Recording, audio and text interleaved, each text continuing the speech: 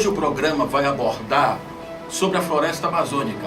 Qual é o real interesse dos estrangeiros? É a preservação? É interesse econômico? Por que essas guerras de informações? Começa agora o Giro em Ação.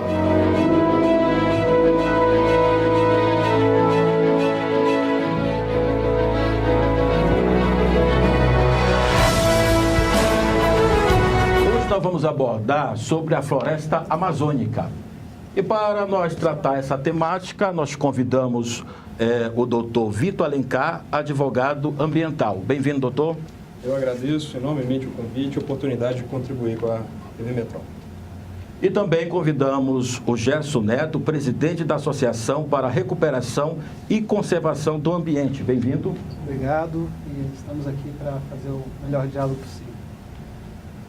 Nós estamos enfrentando aí hoje, no Brasil, é um problema tanto nacional como internacional, uma guerra de informações, ou também entendendo uma guerra econômica, já que devido a esses noticiários de queimada, desmatamento, aconteceu aí boicote contra o couro, né, do chocolate e alguns produtos industrializados pelo Brasil.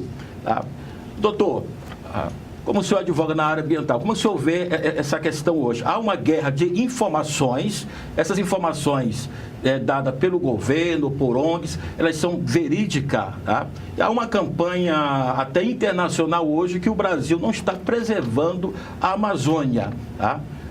E com isso nós estamos vendo consequências na área econômica. Como que o senhor faz uma análise da situação atual? Bem, essa crise ela se iniciou internamente. Nós tivemos uma divulgação pelo INPE, Instituto Nacional de Pesquisa Espacial. É um instituto com bastante credibilidade, é um instituto governamental e, à época, dirigido por um cientista, diga-se de passagem, Ricardo Galvão, um cientista muito respeitado pela comunidade científica e membro da Academia Brasileira de Ciência. E esses dados apontavam um aumento sensível no desmatamento e nos focos de incêndio comparado a anos anteriores. Esses dados, eles são obtidos mediante sensoriamento remoto. O que seria isso? É obtido por imagens de satélite. Então, são dados com bastante concretude, com bastante veracidade. O nosso próprio ministro, Ricardo Salles, ele reconheceu em entrevista à BBC que nós estamos enfrentando um índice de desmatamento e focos de incêndio que é maior do que os últimos 7 anos. É importante até apontar que esses dados foram obtidos com maior precisão a partir até de 2014. Então, nós estamos falando que, basicamente, desde seus registros mais precisos, nós enfrentamos o pior momento. A Amazônia, em particular, ela tem sofrido mais do que as outras regiões do país. O nosso Cerrado, vem em segundo lugar. Com a divulgação desses dados, houve um ataque por parte do presidente ao diretor desse órgão. E o questionou de forma bastante virulenta e pública, né, gerando, então, um embate entre ciência e posição política. Posteriormente, o mundo, com acesso público a esses dados, que sempre eram publicados no site do Instituto e com ampla publicidade, que aí se iniciou essas manifestações dos países, iniciando principalmente com a França. A França, é importante lembrar, ela é um país amazônico. Antes que alguém me taxe como louco, território da França, Guiana Francesa, aqui na América Latina, que tem em seu território o bioma amazônico. Então, quando a França manifesta preocupação, ele manifesta como diretamente interessado. E aí, daí em frente, ocorreu então a crise internacional. Guiana é uma colônia da França, é isso? Exatamente. Exatamente. Eu não sei se eu tenho algum tipo de estatística. O que o presidente da França cobrou do executivo aqui, do presidente da República do Brasil, eles também estão realizando na Guiana Francesa, estão preservando, estão cuidando do meio ambiente? Bem, a França ela tem um combate a incêndio florestal que é exemplar, né? É muito questionável se a Guiana Francesa recebe os recursos adequados, né, os recursos que deveria, e a política pública que seria necessária lá da França, né? Mas esses países, sim, eles contribuem com a diminuição do desmatamento e a fiscalização do desmatamento ilegal. na Amazônia, né? Até mesmo países que não têm em seu território o bioma amazônico, como a Noruega, a Alemanha, né? Eles doam recursos consideráveis no fundo da Amazônia. Inclusive, esse sensoriamento remoto, esse satélite, esse registro, o programa de monitoramento, 80% do recurso veio do fundo da Amazônia. Então, ele é extremamente relevante. Deixa eu entrar aqui um pouco aqui em direito internacional. Tá? Ele chegou a comentar sobre, parece que um estatuto da floresta amazônica, um estatuto internacional, algo semelhante. Tá? Não sei se o senhor viu na matéria. Tá? No direito internacional, tá? Há uma brecha legal para isso? Ele não tentou atacar a soberania do Brasil ou não? Bem, em questão de relações internacionais, não há possibilidade de influenciar na soberania de outro país dessa forma, impondo. Tá? O que pode existir são sanções econômicas, sanções comerciais. Né? Então, o país adota uma postura de influenciar em sua relação com o outro. Mas uma intervenção física, isso é pouquíssimo provável, tá? Ainda mais com essa motivação. Então, o que foi dito, né, o que parece ter sido um início de proposta, é de se criar um acordo entre países amazônicos estabelecendo certas regras. Assim como foi, por exemplo, o Acordo de Paris com relação às mudanças climáticas. Né? Então, há a soberania do país, o território brasileiro é de competência do Brasil, né? Sua fiscalização, os cuidados do governo brasileiro, e não pode sofrer intervenção direta de outra nação. Gerson, houve um ataque do presidente dentro de uma ONGs, tá? A ONGs que essas queimadas, ou seja, tinha ONGs envolvidas. Como é que você vê? É um absurdo, né? Você dizer uma coisa dessa. Parece que o presidente quer nos provocar, né? Ele acusa os outros do que ele faz. Esse discurso de desmatamento da Amazônia vem desde a campanha. Ele nunca escondeu de ninguém que o presidente tem um projeto para a Amazônia e o projeto é de ocupação, destruição da floresta, colonização com empreendimentos, seja de mineração, seja de energia, seja de produção agropecuária. E ele está botando esse projeto em ação. O Dia do Fogo foi uma manifestação política de apoiadores do presidente que queimaram áreas da União, que não era nem deles, porque existe uma legislação aprovada no ano passado, através de emenda constitucional, de que se você provar que está ocupando uma área que é da União, você tem direito sobre ela. Então, isso daí foi uma ação política de ocupação da Amazônia, abertura da floresta para exploração econômica, mas é uma exploração econômica doméstica, de um grupo político, de um grupo organizado criminoso, porque é crime ambiental, daqui do Brasil mesmo. Eu já acompanhei, Gerson, algumas manifestações da população daquela região BR-163, Transamazônica, porque na época, pelo governo, né, pelo governo até militar, o slogan era integrar para não entregar, ou seja, mais ou menos uns 40 mil famílias, 40 mil colonos na época se ocuparam ali da Amazônia. Hoje eles têm que preservar a Amazônia para o restante do brasileiro e para o mundo. Não está faltando assim uma política voltada não somente para a preservação, mas para aquela população que ocuparam aquele espaço na época, ou seja, fala muito de preservação. E o que faz com essa população? Teve várias ondas de ocupação da Amazônia, desde os seringueiros, lá na virada do século, depois teve essa inserção forçada da época da ditadura militar, e depois agora com os grandes empreendimentos que recentemente foram feitos lá, como as hidrelétricas. Altamira mesmo explodiu a população e na época da construção de Belo Monte, causando 1.000 problemas, 1 milhão de problemas sociais, criminalidade, mudou muito o cenário do local. Altamira é uma cidade que começou exatamente nessa época que você está dizendo da ditadura militar por causa da Transamazônica, né? E você vê como tem uns passos muito grandes de explosão demográfica nesses momentos e como eles causam esses problemas de que você está dizendo, os problemas sociais, os problemas de ocupação. A Amazônia não é um terreno desabitado, não é imagina, ela é enorme e não é um local sem seres humanos. Existem povos indígenas, existem comunidades tradicionais, existem essas populações que chegaram e que pressionam a qualidade ou a vida desses outros povos que já estavam lá antes. Então, é uma questão socialmente e ambientalmente complexa. Preservar a Amazônia não é fácil. Você vê os outros governos pelos quais passamos, todos tiveram dificuldades e se esforçaram muito para implementar políticas e consolidar instituições para que a floresta fosse preservada. Chegamos a festejar números de diminuição de desmatamento. Agora nós estamos desmontando tudo isso nesse governo Bolsonaro. Vou deixar uma pergunta para você, nós vamos para o intervalo. Será se o restante do Brasil e até mesmo alguns países europeus não quer fazer da Amazônia uma colônia? Depois do intervalo você responde.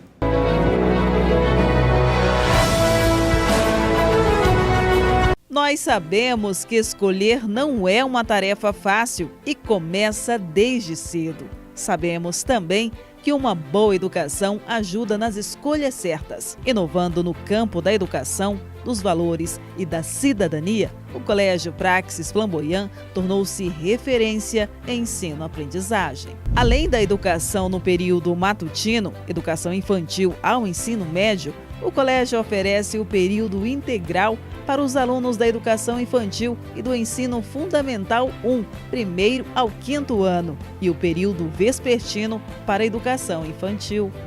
Nosso diferencial para o ensino em tempo integral é suprir a necessidade das famílias. Colégio Praxis Flamboyant, educando com princípios. Avenida Jorge Martins, Alto da Glória, Goiânia. Telefone 3281-1544. Você está assistindo TV Metrópole.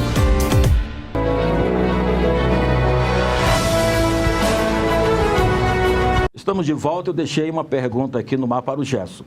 Gesso, a população da região, ali da BR-163, Transamazônica, a região amazônica ali em si, eles têm uma queixa do restante do Brasil, ou seja, que muitos projetos nascem fora daquela região, ou seja, o Tucuruí, a barragem do Tucuruí, que beneficiou muitos estados brasileiros, nasceu fora. Agora a barragem do Belo Monte, beneficiar todo o território nacional. Ou seja, o restante do Brasil vai lá, tá? Tira a madeira, o minério, tá? E às vezes não há debate com a população. Ou seja, só há cobrança de preservação. O Estado vai lá, o IBAMA, CMBio, entendendo, vai cobrar preservação. Mas quando o Estado aparece lá para tirar algum proveito, como é que você vê isso? Você não vê que estão sendo tratados como colônia ou não? Esse tema da exploração econômica da Amazônia, ele também é um tema complexo e de difícil percepção, porque tem muita desinformação, muitas fake news em cima dessa questão. A Amazônia, ela é explorada de forma sustentável pelas populações tradicionais e que conseguem sobreviver bem da extração dos frutos que tem, de açaí, de castanha. A seringa ainda tem um pouco de valor comercial, apesar de ter sofrido muito com a expansão da produção de seringueiras em terrenos plantados pelo mundo. E agora esses empreendimentos, grandes empreendimentos, principalmente as barragens, que apesar de levar produção de energia, e a grande objetivo é criar energia lá para transportar para São Paulo, para Brasília, para Goiânia, você imagina esse transporte, o quanto de perdas de energia que você tem, trazer ele por 3, 4 mil quilômetros. Então, você produz ali e chega muito pouco no destino. Mas existem outras formas de produzir energia que podem ser trabalhadas como energia solar. O Brasil tem tanta energia solar e muitas outras formas de tratar esses temas. As barragens têm um problema maior também, tem um segundo problema maior. Elas impedem a migração dos peixes e esses peixes dependem dessa migração para poder se reproduzir. O resultado é que as populações não conseguem ter peixe sequer para comer. Essa população que está lá na Amazônia e que precisa, que está acostumada, precisa desse pescado para garantir sua segurança alimentar. Então, assim, esses projetos não são para atender essa população de lá. Pois é. Esses projetos são para atender grandes empreendimentos de mineração, grandes empreendimentos. Tinha que haver uma política atendendo para saber como é que vai resolver esse problema com a população que mora lá, que foram encaminhadas e mandadas pelo governo para lá, né? Então, o próprio governo hoje tem que estender a mão para essa população. O governo precisa desenvolver políticas públicas claras e preservacionistas. O problema da Amazônia não é só a floresta que está ali, as árvores, os animais. A Amazônia depende da Amazônia, tanto a manutenção do nosso ritmo de emissão de carbono, para evitar que as mudanças climáticas aqueçam demais o planeta. Esse aquecimento pode gerar um colapso, inclusive, na Amazônia. Tem estudos dizendo que se a gente deixar aquecer demais, a Amazônia vai ter problemas para se reproduzir, ela tem problemas para gerar a sua umidade. Então a floresta começa a morrer sozinha, entendeu? Se ela morre sozinha, inclusive, ou se ela morre matada, a umidade que ela gera, que chega aqui no continente todo, ela para de vir.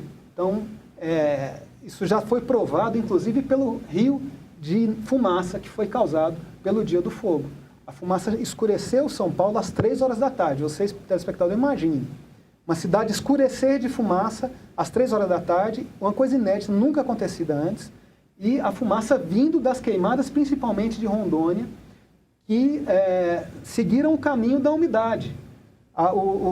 Os ventos tiram a umidade, levam a umidade da Amazônia, que se desviam pelos Andes e distribuem a umidade pelo continente. Sem essa umidade, esse terreno que vai, esse território que vai da altura de Brasília, Cuiabá, até o Buenos Aires, volta a ser um deserto. Já foi um deserto antes do surgimento dos Andes. O grande deserto do Botucatu, que é exatamente aonde está localizado o aquífero Guarani.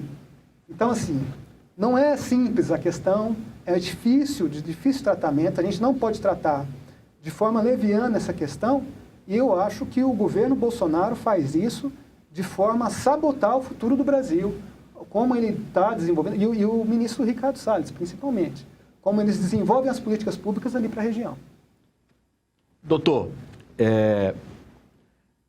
já ocorreu muitos fatos hoje cometidos até mesmo pelo IBAMA, naquela região de queimar caminhões, queimar algum tipo de instrumento de trabalho dentro de alguns moradores da região. E já foi provado que muitos dos grileiros, pessoas que vão desmatar, explorar a Amazônia, não moram na Amazônia. Não moram naquela região, eles moram fora de lá. E acaba sofrendo as consequências do Estado quem mora ali. Tá? Já muitos pais de família desesperados já vieram para Brasília. Olha a BR-163 a distância ali de Altamira para Brasília, para resolver assuntos concernentes, entendendo, a prender bois chamados boi pirata, ali dentro da... queimar, vamos dizer, caminhões. Tá? Assim, aquele que desmata, assim, aquele que comete crime de ilegalidade, mas parece que há um decreto, tá? Que o IBAMA, não sei se esse decreto ainda está em vigor ou não, que se tiver indício que um caminhão, alguma coisa, está participando de um crime ambiental, queimar. Tá? Não sei se o senhor pode falar sobre esse tema, se esse decreto está em vigor, se realmente há uma legalidade para isso, existe dentro da Constituição que o IBAMA vai lá, queime um caminhão de um cidadão desse, tá? E se tiver provado posteriormente que não houve um crime, ou seja, ele não evidencia um crime, como é que o Estado vai ressarcir? Você trouxe um prejuízo a esse cidadão. Como o senhor, como advogado, vê? Excelente pergunta. Nós temos que ponderar muito bem quando tratamos de ações governamentais. A ação fiscalizatória é extremamente importante. O IBAMA tem grande participação na queda do desmatamento que nós enfrentamos aí nos últimos 5, 6 anos. Nós tivemos uma queda considerável, nós somos um dos países promissores no cumprimento dos níveis de emissão de carbono quais comprometemos no Acordo de Mudanças Climáticas, e tudo mais. Mas cada coisa no seu lugar. Não tem respaldo legal a destruição imediata desses equipamentos, pura e simplesmente motivados por uma dificuldade de transporte, não saber onde vai ficar. Isso é usar a própria incapacidade, a própria competência do Estado a favor dele. Eu não tenho a estrutura adequada para lidar com isso, portanto, jogo fogo. Não é bem assim que as coisas funcionam. A legislação não abraça essa prática. Esses equipamentos que são utilizados na prática de infrações, eles devem ser apreendidos, postos em depósito, podem ser colocados em depósito civil com instituições que carecem daqueles equipamentos até a conclusão do processo. Após a conclusão do processo, constatando-se realmente que foram utilizados para cometimento das infrações, eles podem ser doados, inclusive, a instituições carentes. Ou instituições que empregam esses equipamentos justamente no benefício ambiental. Então, destruir esses equipamentos antes da conclusão do processo realmente não tem respaldo legal. Inclusive, entra com esse problema. Se nós chegarmos ao final do processo, constatarmos que aquelas punições não são devidas, como se farão as indenizações? Então é um grande questionamento. O Estado ele tem que agir sempre visando o menor prejuízo, tanto ao interesse público quanto ao particular.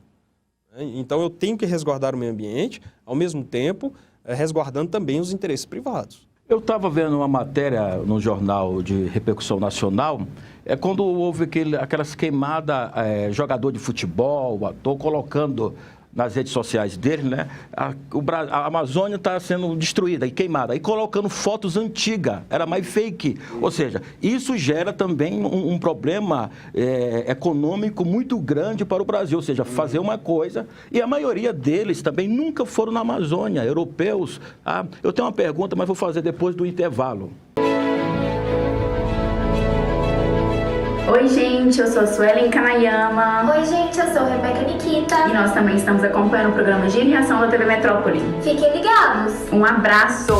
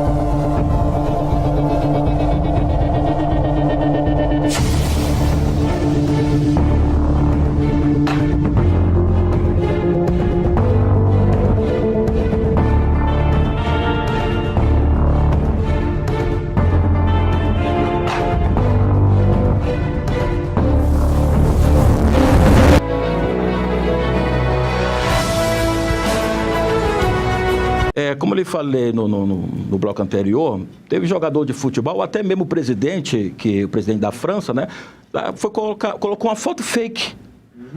Ou seja, ele fez uma crítica e, ao mesmo tempo, ele demonstra com aquela foto fake que não conhece a realidade do Brasil nem da floresta amazônica, porque se ele conhecesse, ele não tinha postado nas redes sociais dele tendo uma foto fake. Ou seja, isso também traz graves prejuízos econômicos para o Brasil, correto? Sim, essa desinformação completa que se gera com as redes sociais é bastante prejudicial, né? E essa desinformação ela atinge a todos. Nós tivemos manifestações de grandes repercussões de artistas, formadores de opinião, e até mesmo do nosso próprio presidente também, que ao criticar a Noruega, postou um vídeo fake sobre assassinato de baleias. Então, a rede social, eu costumo dizer que, infelizmente, ela está infantilizando o debate, né? Ao contrário de trazer profundidade. Vamos colocar as coisas em seus devidos lugares. É fato que existe um grave problema, uma grave crise ambiental relacionada às queimadas da Amazônia. E isso é respaldado em dados científicos com bastante critério, né? O IPAM, por exemplo, né, o Instituto de Pesquisa Nacional de Pesquisa na Amazônia, usando os dados do INPE, constatou que as 10 cidades que mais mataram foram as 10 cidades que mais tiveram focos de incêndio, que atrelam um assunto ao outro, né? Os desmatamentos são feitos, as leiras são formadas, ou seja, as pilhas de material vegetal, espera-se um período de seca para que aquilo resseque e toca fogo. Isso contribui com os incêndios que, inclusive, se alastram para a mata nativa, né? Além disso, houve o Dia do Fogo, que isso foi publicizado, isso não é uma teoria da conspiração, né? Produtores locais ali que resolveram agir dessa forma com a intenção de demonstrar força. Então, de fato, existe essa crise, mas essa crise tem que ser abordada com maturidade e responsabilidade. O nosso governo, por exemplo, ele demonstrou uma inabilidade impressionante ao lidar com esses fatos. Primeiro, se inicia questionando ciência com informações aleatórias. É muito fácil, me parece, evadir da responsabilidade. Se o INPE demonstra que há um aumento do desmatamento, é muito mais fácil dizer que o diretor do INPE é influenciado por uma conspiração de ONGs e que ele é mentiroso. Importante dizer, mudou-se o diretor, mas os dados estão lá. São os mesmos. Ninguém questionou esses dados, né? Os dados estatísticos não foram alterados. Após, quando há uma crise internacional, uma crítica de organismos internacionais, do Macron, mais relevante aí, que tomou mais repercussão. Macron tem enfrentado uma crise interna na França. Ele está tentando capitalizar há muito tempo uma posição de líder político a questões ambientais. Então é natural que ele se manifeste. Né? Tem interesse? Óbvio que tem. Ele não defende o agronegócio deles? Também. Seria inocência nós dissermos que as relações internacionais são formadas por puro altruísmo. Né? Por exemplo, negamos a ajuda da França com essa retórica. A França tem interesse no nosso país. Mas aceitamos a ajuda dos Estados Unidos e Israel. Estados Unidos e Israel são os países mais altruístas do mundo, então. Não tem nenhum tipo de interesse em nossas riquezas. Isso é infantilizar o debate. Todos os países têm interesse nas nossas riquezas. Assim como o Brasil tem interesse nas riquezas de outros países. No caso da Bolívia, por exemplo. Quanto tempo nós exploramos aquele recurso natural? Então, nós não devemos olhar a questão com essa inocência. Né? Mas quando vem um recurso internacional, para, primeiro, dos fundos, os recursos que são destinados ao Fundo da Amazônia, né? Da ordem aí, um pouco inferior de 150 milhões da Noruega e mais de 150 milhões da Alemanha.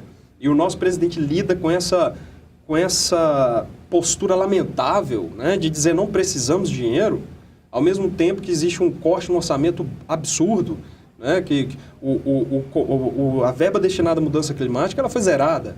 As verbas para combate a incêndios dos institutos de meio ambiente, o IBAMA, ela foi reduzida em quase 40%.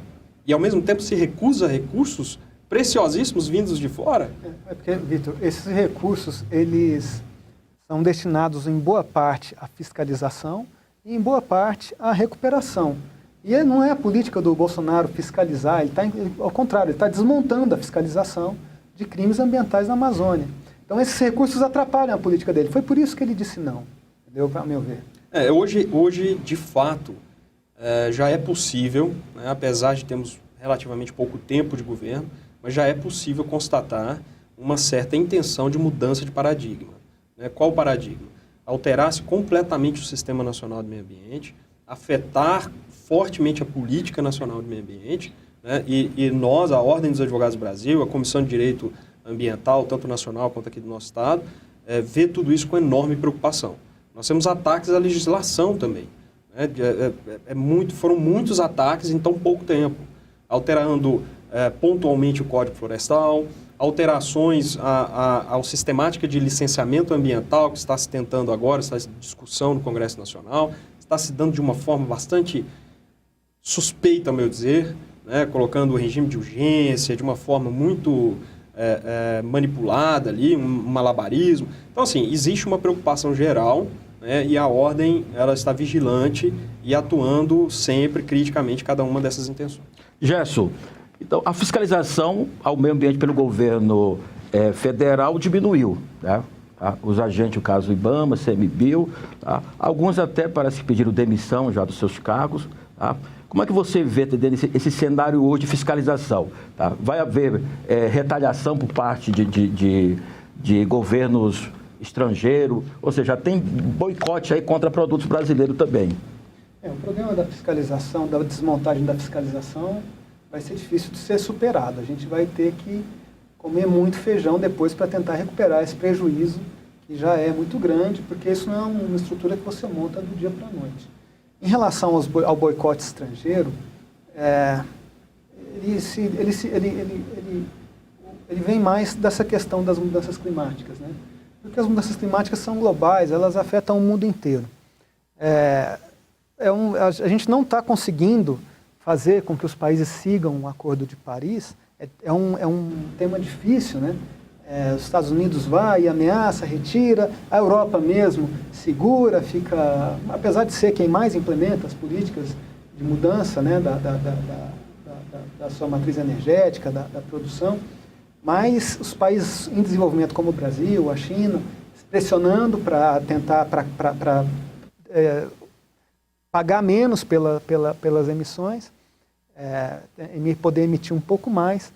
Mas, no final das contas, a questão é que nosso limite de 1,5 graus já está chegando, não existe perspectiva de conseguir parar o aquecimento antes do 1,5 graus, devemos chegar a 2, se não fizermos nada, vai a 3, e se chegar a 3, a situação deve piorar demais, é por isso que os países ficam assustados.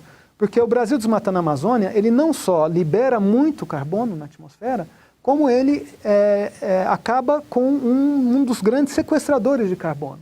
Ele para de retirar o que vem da floresta e joga. E dizer que a Amazônia é pulmão do mundo, isso é fake, né?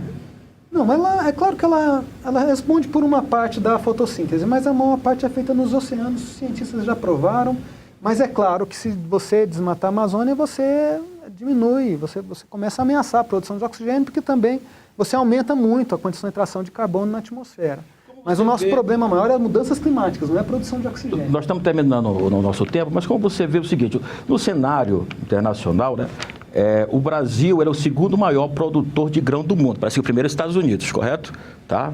É o segundo maior. Com essa política adotada pelo governo, ou seja, os Estados Unidos têm força para brigar. Ou seja, o governo norte-americano vai lá, desse jeito acabou, a economia deles é forte. O Brasil tem essa força de brigar com outros países, como o doutor aqui deixou bem claro, que tem países que contribuíam para o fundo da Amazônica. Tem país que parece que bloqueou esse dinheiro, né? Ou seja, o Brasil dependia desse dinheiro. O Brasil, quando ele faz essa briga comercial com a China, por exemplo, os Estados Unidos adora, né? Porque se a China para de comprar dos Estados Unidos, o preço do Brasil, o preço da soja nos Estados Unidos sobe. E aí a gente fica aqui, né, ainda achando que o nosso amigo é os Estados Unidos. Agora, o Brasil tem muito terreno, muito pasto subaproveitado, degradado, que pode ser recuperado, e isso em regiões centrais, em regiões aqui em Goiás mesmo, que podem ser ambientalmente recuperados e também para a produção de grãos. E não precisamos ocupar a Amazônia para isso. Nosso tempo acabou. Obrigado, doutor. Eu que agradeço o convite. A Comissão de Direito Ambiental fica à disposição de vocês. Obrigado. Obrigado. Um grande abraço a todos os telespectadores da TV Metrópole. E não perca o próximo programa, terça-feira, aqui na TV Metrópole, 10 horas da manhã, o Giro em Ação. Um abraço a você.